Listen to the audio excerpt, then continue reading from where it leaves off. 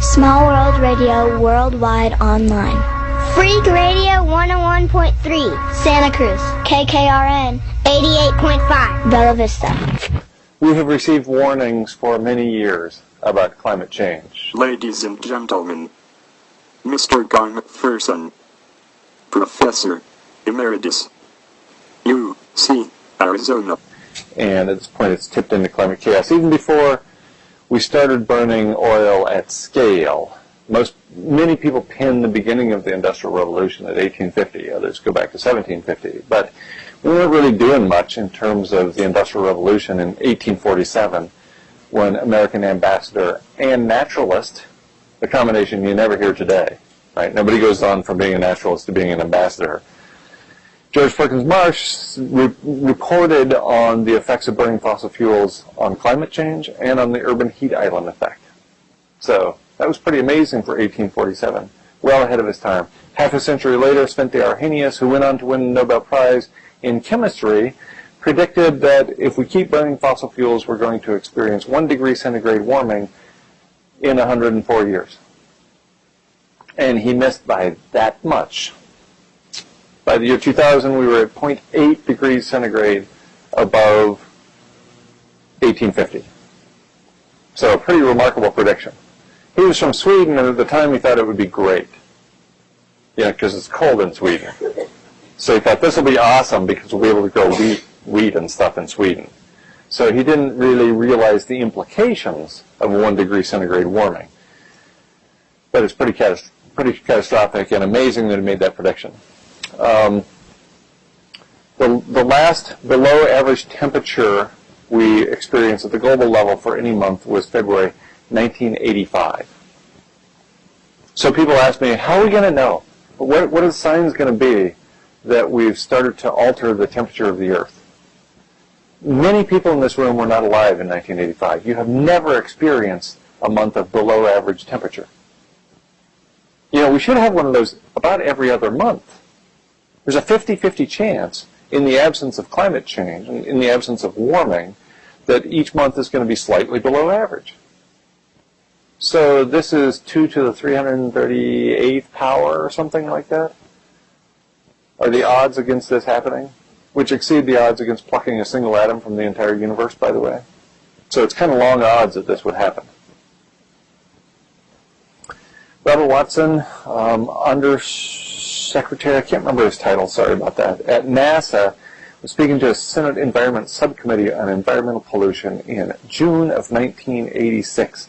Says we can expect significant changes in climate in the next few decades. He even mentioned the potential for human extinction within the next few decades. That's in 1986. He said, we got to do something different. We got to stop burning fossil fuels. And we didn't. Then along comes the United Nations Advisory Group on Greenhouse Gases in 1990, reporting that beyond 1 degree C, if we get above 1 degree C, that may elicit rapid, unpredictable, and nonlinear responses that could lead to extensive ecosystem damage. This is a big, big deal, in other words. 1 degree C is huge. The conversation was hijacked by a neoclassical economist who concluded that 1 degree C is nothing to worry about, that 2 is the real deal. 2, he says, because of positive feedback, leads quickly and with great certainty to 6 degrees C. So what we should worry about is 2. 1 is no big deal. Well, that's not right. Nordhaus was wrong. William Nordhaus, the neoclassical economist. Let's take a look at some of the large-scale predictions that have been made based on assessments over the last half-decade or so. The Intergovernmental Panel on Climate Change, in their 4th assessment, late 2007, concludes we're headed for a 1 degree C temperature rise by 2100, for which they were awarded the Nobel Peace Prize. Really? No kidding. We're at 0.8 C, actually 0.85 C, when they made this prediction. And they predict it's going to warm by an insignificant amount over the course of the next century, and they get the Nobel Peace Prize. They just give those things away more recently, so I guess this is a big deal. Remember that at 1 degree C, according to the United Nations Environment Program, or the Advisory Group on Greenhouse Gases, that may elicit rapid, unpredictable, and nonlinear responses that could lead to extensive ecosystem damage. 1 degree C is huge. It's catastrophic. And still, I don't hear anybody in the mainstream scientific community talking about the catastrophe associated with 1 degree warming. I also never hear anybody in the mainstream scientific community talking about the threats we're already experiencing as a result of 0.85 degrees C, which has triggered an enormous number of positive feedbacks. The Hadley Center for Meteorological Research comes along just about a year after the IPCC's fourth assessment and concludes that we're not headed for a 1 degree warming by the end of the century. We're headed for 2 degree warming by the end of the century. And as even the neoclassical economist William Nordhaus pointed out, positive feedbacks associated with 2 degrees C lead directly and with great certainty and in a relatively short time period to 6C. We haven't had human beings on this planet at 3.5 degrees above baseline. 3.5 C is probably the end of the human experience.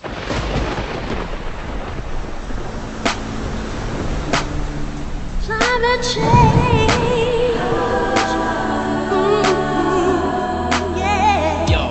Let's talk about the Earth, really talk about survival. We could talk about the poles where the cold is unrivaled. The Arctic top of the world got people and polar bears. Antarctica, crazy penguins chilling down there on miles and miles of ice and glaciers. But something ain't straight with our polar neighbors. It's a change in the climate, a change in the weather. It's heating up now, but it's not for the better. See, the heat comes down from the sun to the earth, but now the heat can't escape, it just can't disperse because of carbon dioxide from power plants and factories, causing trucks so much more than you could find naturally.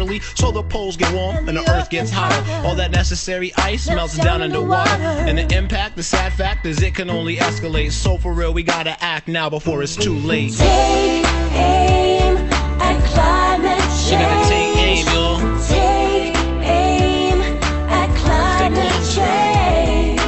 Take aim at climate change.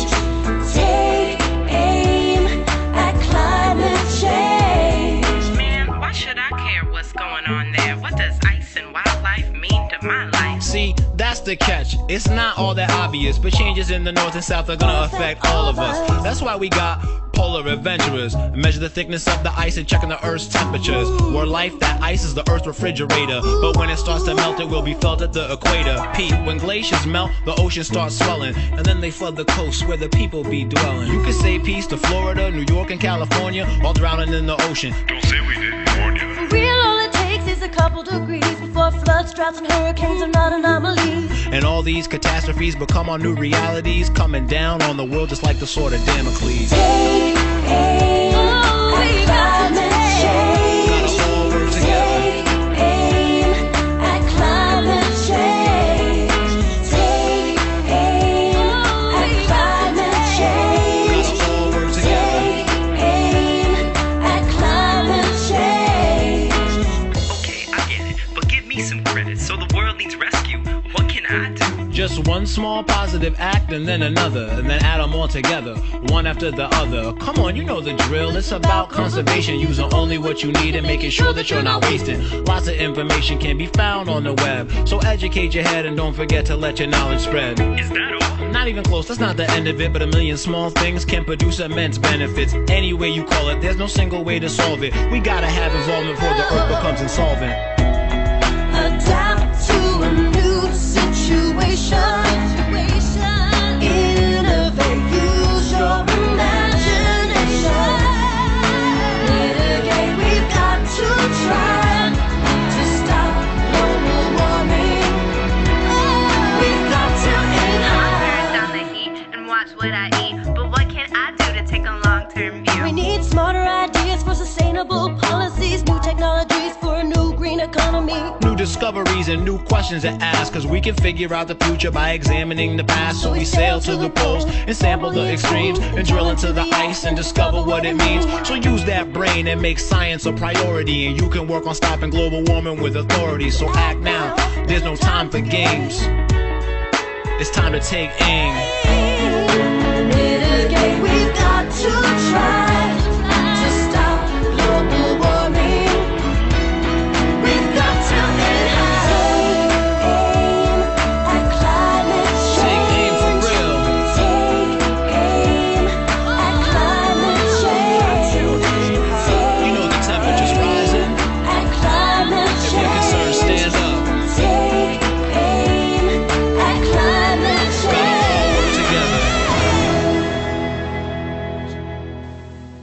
6 is astonishing and probably will destroy all or nearly all mammals on the planet. Will remove habitat for mammals. The last time it was 6C on this planet, there were snakes the size of yellow school buses living in the Amazon basin, and the largest mammal was the size of a shrew. That's the largest mammal that can thermoregulate it, the kind of wet bulb temperatures associated with 6C warmer temperatures. We're on track to 2C in 2017, according to the incredibly conservative International Energy Agency's World Energy Outlook 2012. The United Nations Environment Program comes along 6 months after the Hadley Center's latest assessment and says we're headed for 3.5C by 2100. Again, that almost certainly removes habitat for human beings on this planet. 3.5C is not catastrophic in terms of what our bodies can handle and what our technology can handle. You've experienced 3.5C warming tonight, probably, when you came from outside inside, or when you go from this room to out in the lobby, you experience that increase in temperature. So that's not the issue. What's at issue is habitat. At 3.5C warmer, the oceans become so acidified it probably destroys all or nearly all the plankton. That's the base of the marine food web. That's half the food on the planet. At 3.5C above baseline, the temperature swings attendant associated with that probably lead to denaturing of proteins on land plants in areas that are hot because it gets up to 130 degrees Fahrenheit and causes proteins to denature and causes plants to die. Or we get extreme cold temperatures, even in places where it's warm, such as Tucson, Arizona, where 2 of the last 4 years it was cold enough to kill citrus trees that were 80 to 100 years old, because the cold temperatures associated with a wavering jet stream, a meandering jet stream, reached all the way down in Mexico City. So it's habitat, it's not temperature per se. We're going to have a hard time without phytoplankton in the ocean and without land plants in the continental areas, because that's 50% of the food plus 50% of the food. That's all the food. Hadley Center for Meteorological Research comes out a year after the previous assessment and says 4 is the new 2, and it's coming by mid-century. That's soon. Global Carbon Project and the Copenhagen diagnosis, consistent with the COP15 meetings, climate change meetings in November 2009, concludes 6 or 7C respectively by the end of the century. The United Nations Environment Program says up to 5C by 2050. Again, by mid-century, up to 5C. That's game over for humans. The Department of Defense gets on board and finally admits in their quadrennial or every 4-year assessment that climate change is among the security threats to American empire, as if that's our only concern. And the Intergovernmental Panel on Climate Change, in their 5th assessment, which was just released last Friday, concludes that global warming is irreversible without massive geoengineering.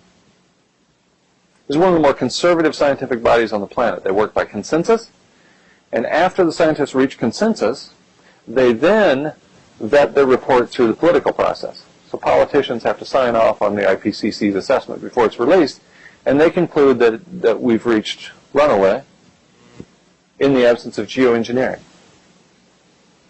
No geoengineering strategy has been attempted, much less been found to work at the scale that would be necessary. Clive Hamilton, in his book Earth Masters from earlier this year, points out that without atmospheric sulfates associated with industry, Earth would be an extra 1.1C warmer. So that means is when the age of industry ends, within a matter of a very few weeks, we'll hit 2C, 1.95. 1.1 plus the 8.85 that we're at means 1.95C. So if the planes stop flying, if the aerosols stop coming out of the power plants, we're at 2C in a matter of a few days to a few weeks. John Davies, from about 10 days ago, writing for the Arctic Methane Emergency Group, says the world is probably at the start of a runaway greenhouse event which will end most human life on Earth before 2040. He is not taking into account anything except carbon dioxide in the atmosphere. He is considering only CO2 in the atmosphere, which now is approximately 400 parts per million for the first time in the human experience. So he's not considering any of the 25 self-reinforcing feedback loops I'm about to present. He's only considering CO2 and says it's just about game over for humans before 2040. The good news, more or less, is that these assessments don't include collapse. So they assume some sort of business as usual in terms of us continuing to burn fossil fuels. The bad news is that they don't include positive feedbacks, those self-reinforcing feedback loops that number in the 24 range now. If we include some version of those positive feedbacks, look at the National Center for Atmospheric Research's projections from nearly 3 years ago on our current emissions path, we'll hit carbon dioxide levels in 2100 last seen at 16C. It's kind of a big number. Paul Beckwith, the University of Ottawa, climate scientist, a year ago says we could experience a 6 degrees C temperature increase within a decade. That's 6 degrees from now, not 6 degrees above the baseline when we were at 280 parts per million in 1850. And he relies upon historical evidence for that, what has happened with past significant rapid increases in global average temperature. So when we talk about rapid, unpredictable, and nonlinear responses that could lead to extensive ecosystem damage, that's what we're talking about. 6 degrees C temperature rise in a matter of a decade. And remember, there have been no humans on the planet when it was 3.5 C warmer than it was in 1850, or about 2.5 degrees warmer than it is now. According to Proceedings of the National Academy of Sciences from about a year ago, game theory indicates current climate negotiations won't avert catastrophe. Of course they won't, because there is no politically viable solution to deal with climate change. None. You're going to tell people to stop burning carbon and therefore threaten industrial civilization? You're going to tell people to stop burning oil and that's how we get water through the taps and food at the grocery store and fuel at the filling station? You can do that, but you're not going to win that election. Finally, from just a month and a half ago, climate change is on track to occur 10 times faster than any time during the last 65 million years. So what we're looking at is an unbelievably rapid change in climate at the global scale. According to proceedings, a paper in the Proceedings of the National Academy of Sciences, climate change is irreversible at temporal scales relevant to the human experience. What the paper finds is that the level of carbon dioxide in the atmosphere right now is the minimum level we will experience for at least the next 1,000 years. So we're at 397 parts per million average right now, carbon dioxide in the atmosphere. That's the minimum level we'll see for at least the next 1,000 years. Contrast that with the message of 350.org, which is we need to get down to 350. We won't. We can't. It isn't possible to get to 350 for at least the next 1,000 years. So let's stop smoking the crack pipe of hopium and deal with reality a little bit. Tick, tick, tick. Climate change is having a real impact on the lives of individuals and communities around the world. We must do something about it. In December in Copenhagen, our leaders will have an opportunity to come up with a robust post-climate agreement that is viable and will help make this planet a better place. Down at the riverbed, love is cracked and dry instead. Farms are failing, cities baking, steaming 45 degrees. The time has come to take a stand. It's for the earth, it's for our land. The time has come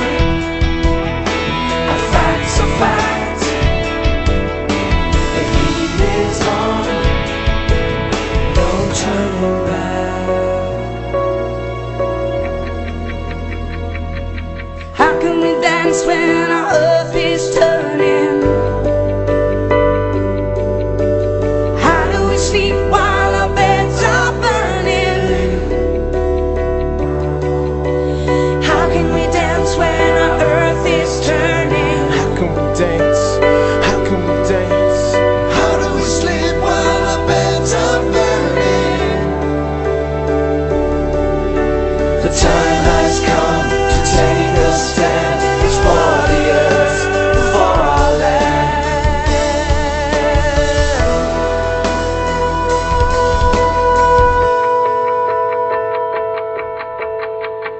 Heaven hope to find a cure. Beijing west to Timbuktu. Love and village lives and breathes. Fight who fight, they breathe. The time has come to take a stand. It's for the earth, for our land. The time has come. The time has come. The fact's a fact. The fact is a fact. The heat is on. No turning back.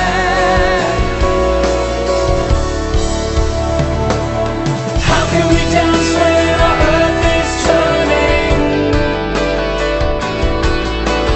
How do we sleep while our beds are burning? How can we dance when our earth is turning? How do we sleep while our beds are burning? The time has come to take a stand. It's for the earth, it's for our land. The time has come, the fact's a fact. The heat is on, no turning back. How can we dance when our earth is turning? How do we sleep while our beds are burning? I support the campaign for climate justice, and I am pleased to become a climate ally. How do we sleep This while is our your beds campaign. are burning?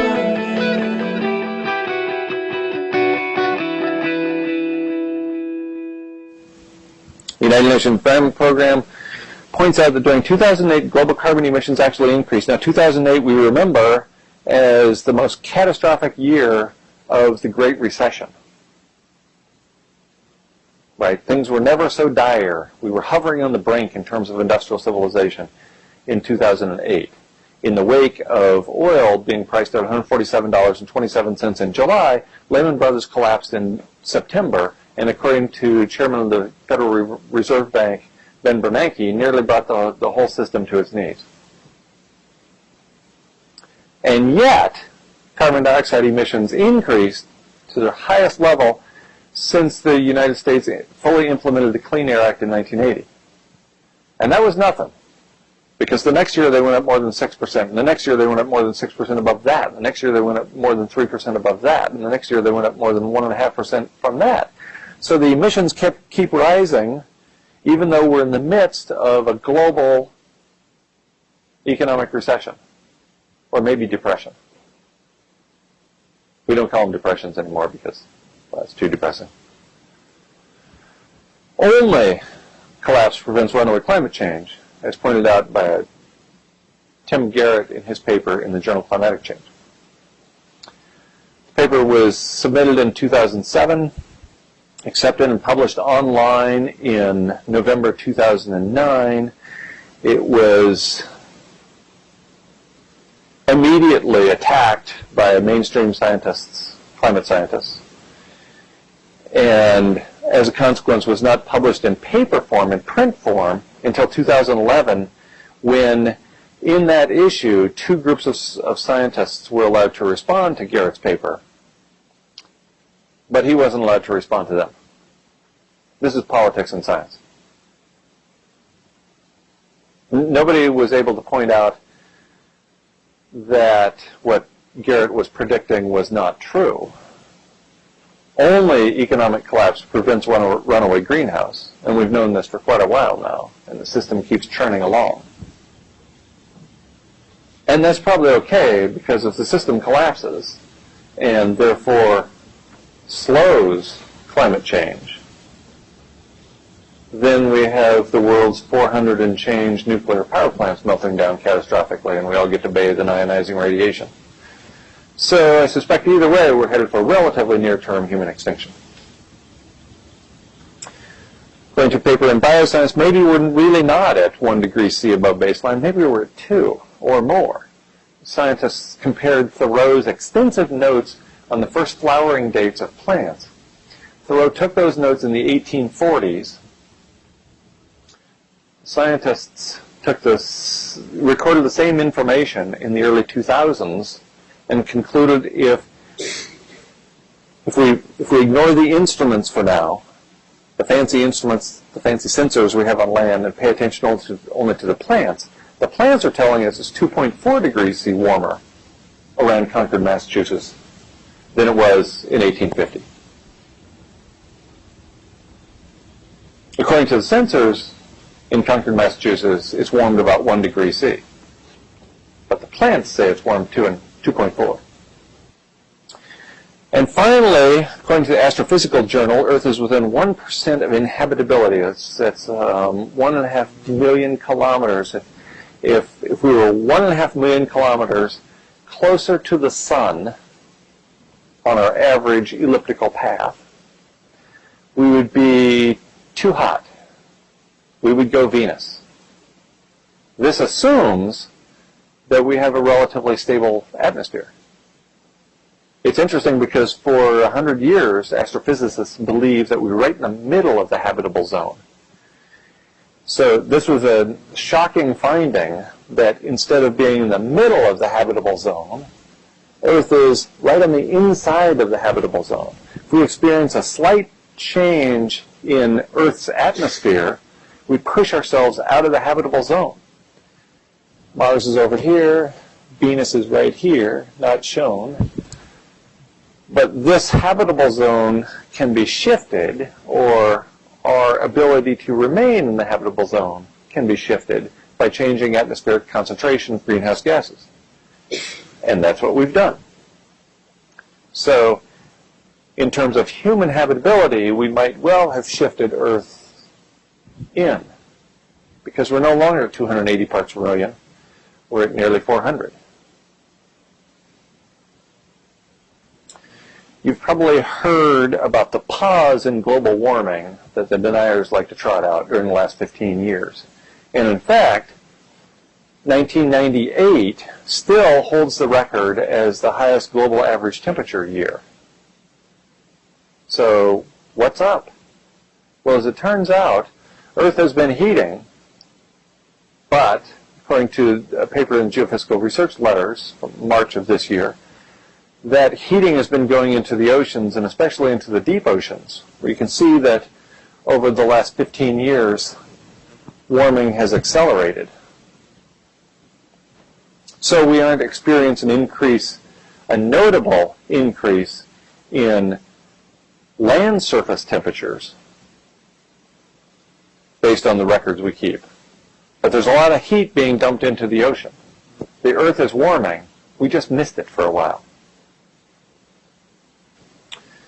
We have triggered 23 positive feedbacks or self-reinforcing feedback loops, 23 that are irreversible at temporal spans relevant to the human condition. We've triggered 2 others for a total of 25, and those 2 are reversible if we have the will.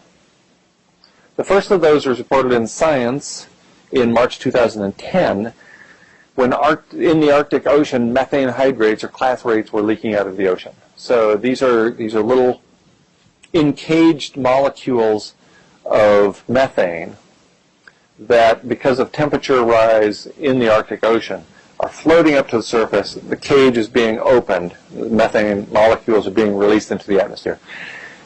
In the short term, less than a couple of decades, methane is up to 100 times more powerful a greenhouse gas than carbon dioxide, molecule per molecule. So we're at about 400 parts per million CO2, and we're at about 1,800 parts per million parts per billion methane. So a much lower number, about 800 parts per billion methane. But that's 2.5 times the atmospheric methane level we had in 1850. It's a big number. It was a year before a second feedback was reported. So it appeared when the system hovered on the brink, when industrial civilization hovered on the brink, when Tim Garrett was writing his paper saying only collapse prevents runaway climate change, it appeared that that might actually be correct. That paper was submitted in 2007. Even when it was published in November 2009, we didn't know about any feedbacks yet. So this is the first of them.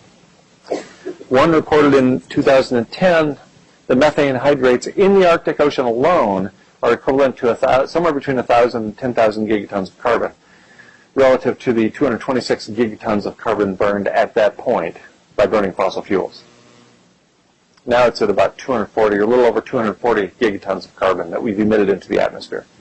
So we're talking about somewhere between 4 and 40 times the impact of burning fossil fuels during the last 170 years being released, potentially at any time.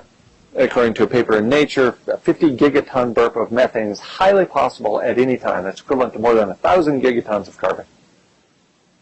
And we've burned 240, less than 250 gigatons of fossil fuel carbon so far. So this is absolutely huge, and this is just one feedback.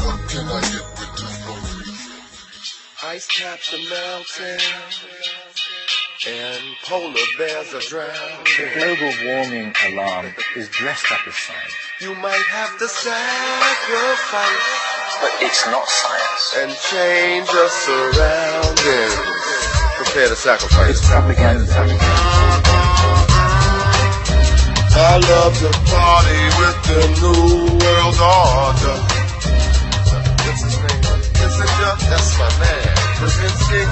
He got the plan. Rockefeller keeping Manhattan vibrant. Although I'm familiar with some of these names, I say they've been controlling your life all over. I've been studying these creatures who've been working for a long time, lurking in the shadows and they working for the wrong kind. Never in my travels have I come across the more crime-ridden gaggle of jokers. Now this could be the all-time. They love to blast girders, torture sheep and ass herders, steal a couple trillion, man, I'm telling you, they class burglars. No doubt could be cast about them, see that as unheard of. They got away with robbery, racketeering, and mass murder. This world is going up in flames, and nobody wants to take the blame. Continue to let these people rule, and I promise you, your climate's gonna change. Your climate's gonna change. Yeah. The banksters got all your servants on the tape. They pose as altruists with all the apple pies they pay. I sympathize with all the folks who aren't aware, and all of the sheeple that I meet in the street try to speak sense to who do not care.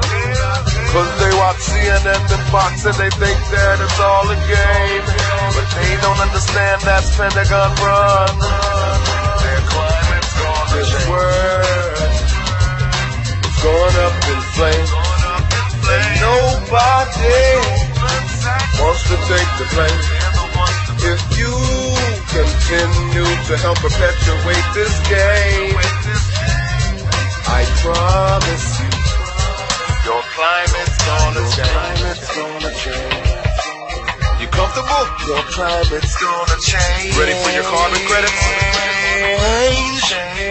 Obamanoids? You can't say that CO2 will drive climate. It certainly never did in the past. They're just been told lies. That's what it comes down to. I've been analyzing this, they keep spraying in the air. People walking around in a daze unaware. There's nothing left in their memories to compare. The deep blue azure skies that used to be there. Look up, and you'll see what I say. The hideous plans to alter your DNA. You were just a slave, let's get that out the way. But that all can stop if you cease to obey. If you believe that you can slip right through the cracks, homie, you just haven't been examining the facts. I know you think it's cool to sit back and relax. Now your breath they poison, soon your breath they'll tax. American soldiers are training to take you under as they guard the very heroin that's got them hooked in record numbers. The machine is infallible, it never blunders. CIA #1 smack dealer if you ever wonder. Ask my homie Gemini. Senor Ball. You better school him. Gotta live him.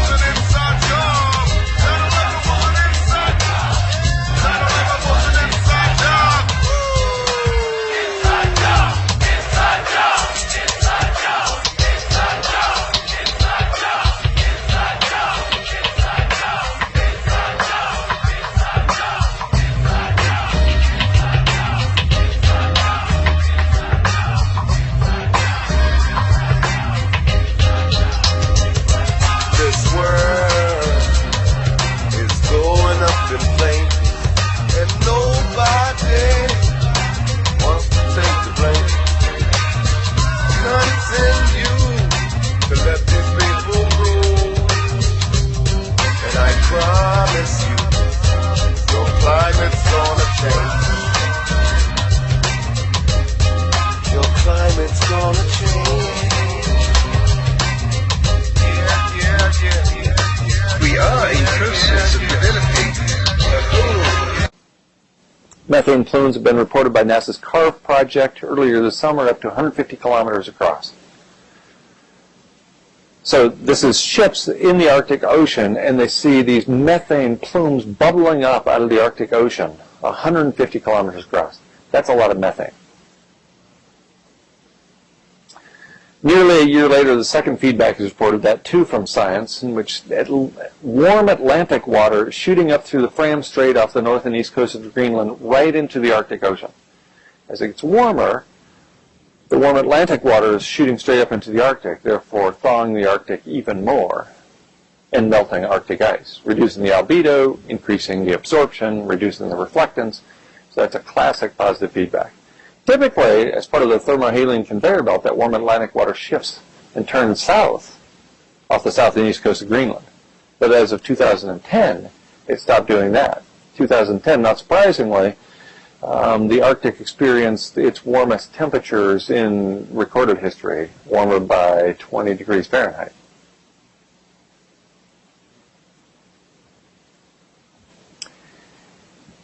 It's not just methane in the ocean, as it turns out. It's methane on land as well. In Siberia, and you can see this stuff on YouTube, scientists are going out in summer 2010 and burning the methane as it came out of methane vents as the permafrost turns into permamelt.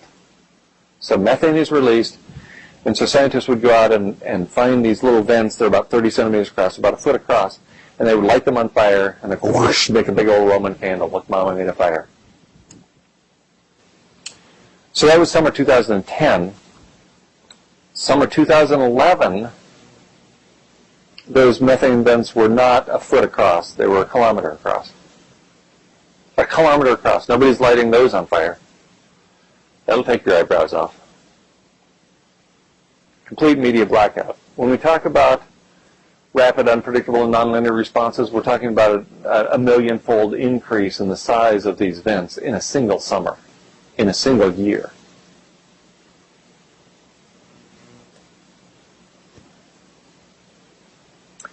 Also in 2010, the Amazon, because of, quote, natural decomposition that exceeded photosynthesis. Remember, the Amazon is the lungs of the planet. In summer 2010, the Amazon released more carbon through decomposition than the United States did. Released more carbon than all the cars, trucks, and coal-fired power plants in the United States combined because of drought in the Amazon. The fourth and final feedback reported in 2011, peat decomposition. Peat is decomposing so rapidly in the circumboreal region that peat is combusting, essentially, decomposing so rapidly that it's turning from solid to gaseous form, and that carbon is going directly up into the atmosphere. And as it gets warmer and drier, that happens more quickly. And as it happens more quickly, it gets warmer and drier. So 1 in 2010, 4 in 2011, 6 in 2012. The first of them is invasion of tall shrubs warming the soil because their roots go down deeper than they did before. So that exacerbates the destabilization of the permafrost. Going to go through these relatively quickly. The Greenland ice is darkening. Notice all of these are reported in the refereed journal literature from the scientific community. Antarctic is producing methane as well as the Arctic. And in this case, that's 10 times the carbon in the northern hemisphere. Russian forest and bog fires are growing in size. Later it was reported it's the highest rate in at least 10,000 years. And it's not just Russian and forest and bog fires anymore. It's fires throughout the northern hemisphere. Cracking of glaciers accelerates in the presence of increased carbon dioxide. And as carbon dioxide increases, the glaciers crack more and release more carbon dioxide. Another classic positive feedback. The Beaufort Gyre apparently, and we don't have subsequent data on this, so we don't know for sure if it reversed course. The Beaufort Gyre sits over the Arctic, and Typically, when viewed from space looking down, it turns clockwise, therefore pushing that that warm Atlantic water that is pushing up through the Fram Strait, it's pushed back by the Beaufort Gyre. But apparently in 2012, the Beaufort Gyre reversed course and was pulling that warm air and warm water more rapidly into the Arctic. There's been no follow-up on this, so I don't really know about the veracity of this report, even though it's from the U.S. National Snow and Ice Data Center. Finally, so we're up to 11 irreversible feedbacks at this point, and then we enter this year, and we hit 12 more. We're seeing geological events play out in real time. The first of those reported in February in Proceedings National Academy of Science. Exposure to sunlight increases the bacterial decomposition of exposed soil carbon, most notably in the permafrost regions. Same thing is happening for microbial decomposition as well as for bacterial decomposition. Summer ice melt in Antarctica is the highest level in 1,000 years. The most rapid melting has occurred in the last 50 years. So Antarctica is melting as well as the Arctic. And on it goes. Floods in Canada are sending pulses of silty water down the Mackenzie Delta and darkening the Arctic Ocean even more, thus increasing absorption. The Antarctic permafrost is melting, as is the Arctic permafrost. Surface meltwater draining through the cracks in Greenland's ice sheets are warming it from the inside in a matter of days in Greenland. In the summer of this year, ice mass was reduced by nearly 90% in a matter of days. Jet stream is slowing and meandering. As a consequence, the weather is being blocked as a result of boreal peat combusting in these long veins, like coal veins, going deep into the earth. We have these ground fires. So the soot that is resulting is coating the ice and snow, making it darker and accelerating the whole process. Arctic ice is growing darker, therefore less reflective. As ice melts, natural ice, think about glaciers, for example, are filled with a bunch of stuff. It's not just ice. It's filled with a bunch of dirt and gravel and dark-colored rocks. So as the ice goes away, they tend to get darker over time. Extreme weather events, such as we're seeing everywhere now, fires and floods, all release a huge amount of carbon. So extreme weather events are an outcome of climate change, and they contribute to further climate change. It's all pointed the wrong way.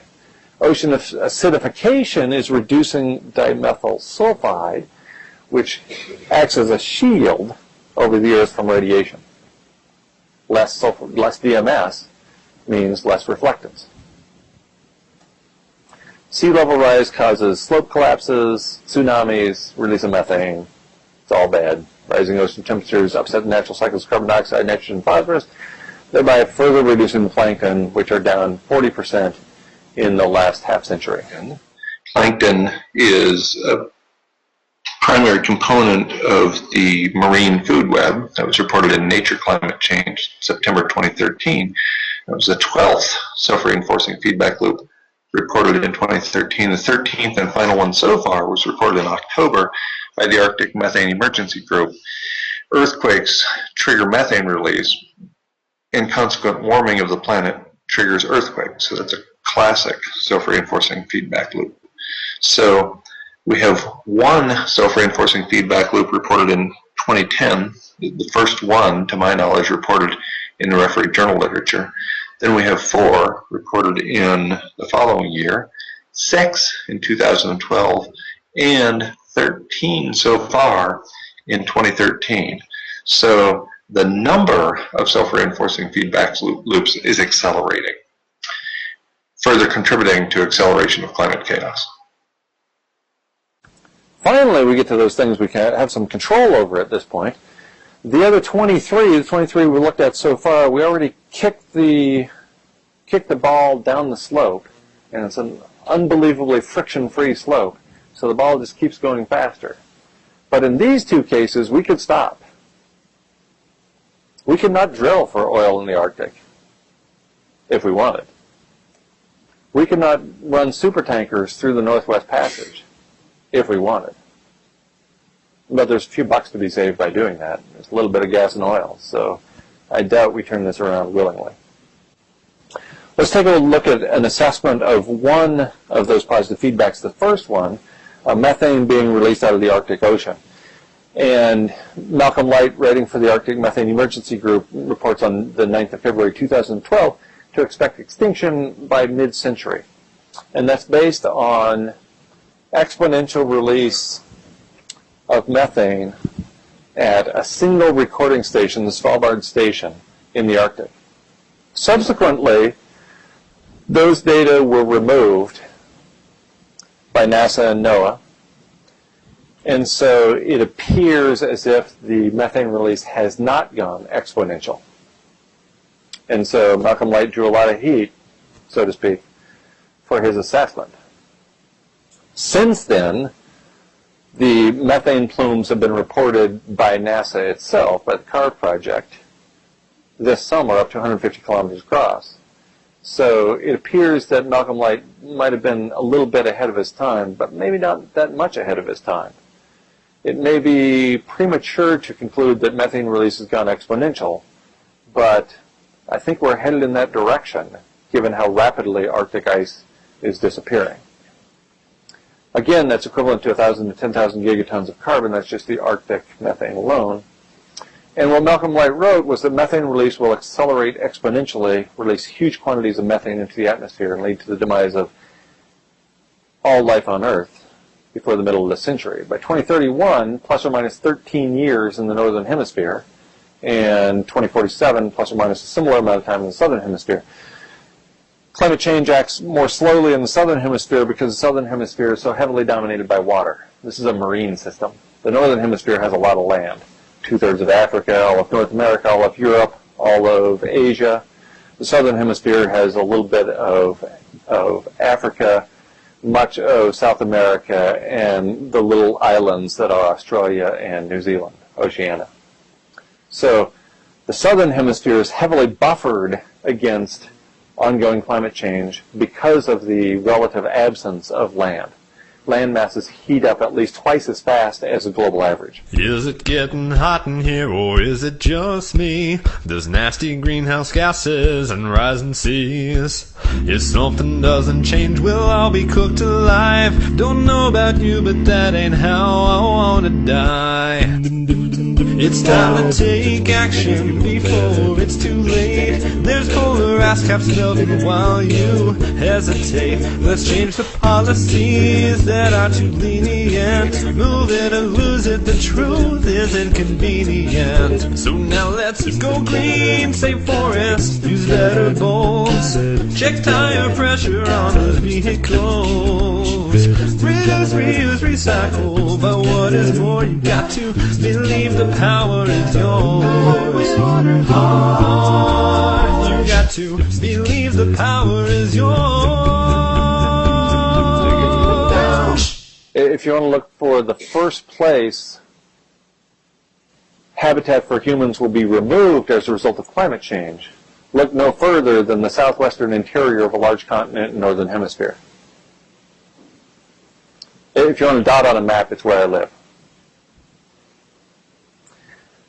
This is a classic example of rapid, unpredictable, and nonlinear response that could lead to extensive ecosystem damage.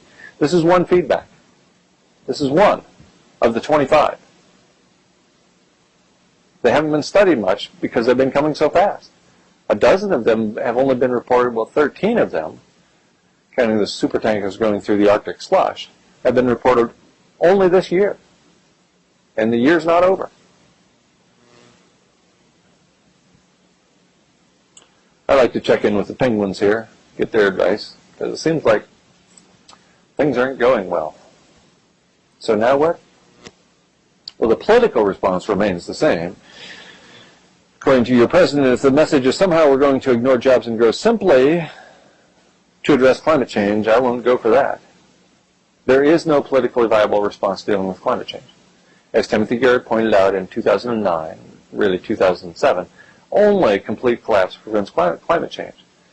And if we completely collapse the settled living arrangements, well, we have ionizing radiation we're swimming in. So that doesn't sound all that favorable either. takes a couple of decades to decommission a single nuclear power plant, we're commissioning more every year instead of decommissioning any.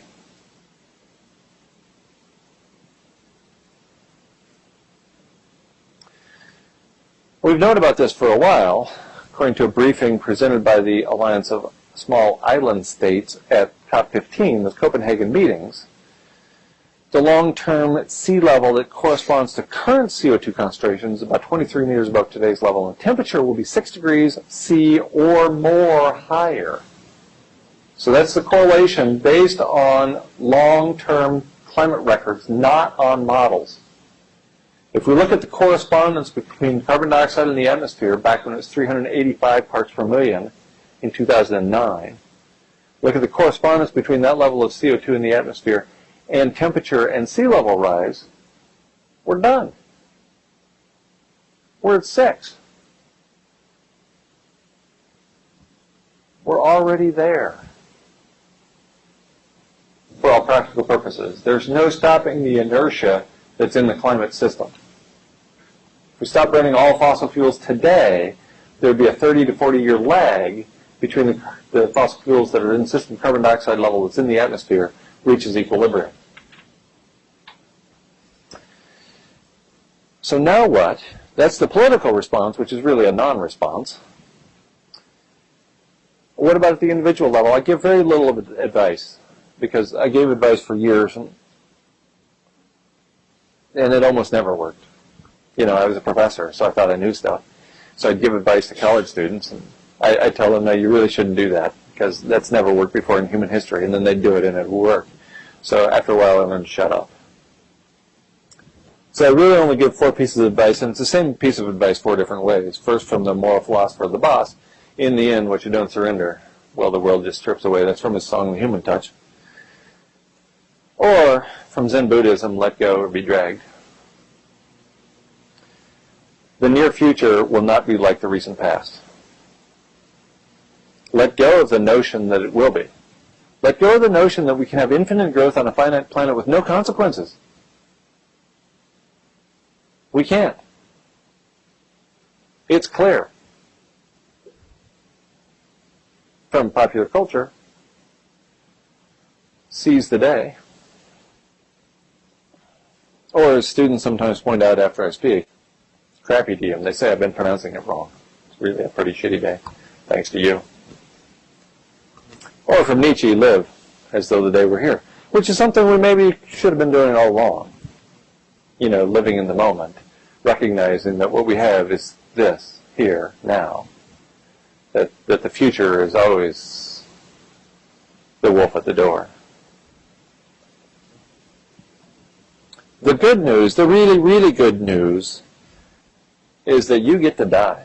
Now, I know that most people don't think that sounds like it's all great news, but the odds against this collection of DNA being here, any of us, the odds against that happening, I'm going to raise this number again. The odds against that happening exceed the odds against plucking a single atom from the entire universe. So there we are again. You physically can't be here. It's essentially an impossibility. Your collection of DNA is, dare I say, a miracle. That's pretty long odds. The odds against plucking a single atom from the entire universe. That's a big number, or a small number.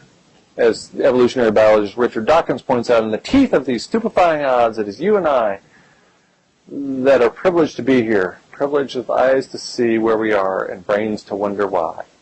You get to die, and that makes you the lucky one, because you get to live. And the odds against that happening are truly astronomical.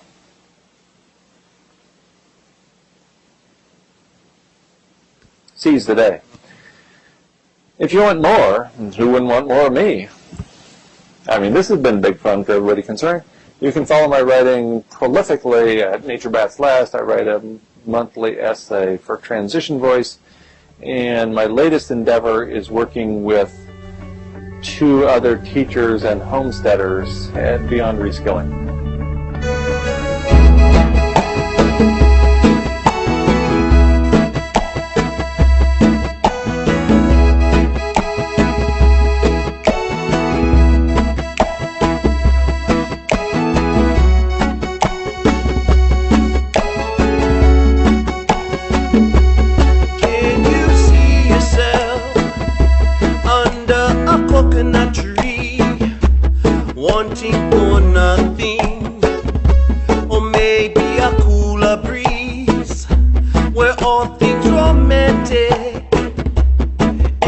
Pacific, and the only feast is a spit on a feast. Your feast, yeah. Do you know what makes the ocean grow? Global warming makes the ocean grow. When greenhouse guests are welcome guests. When greenhouse guests, unwelcome guests, it's time to act. Oh yes,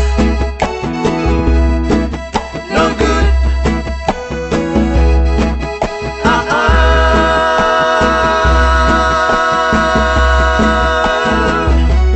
Too much energy.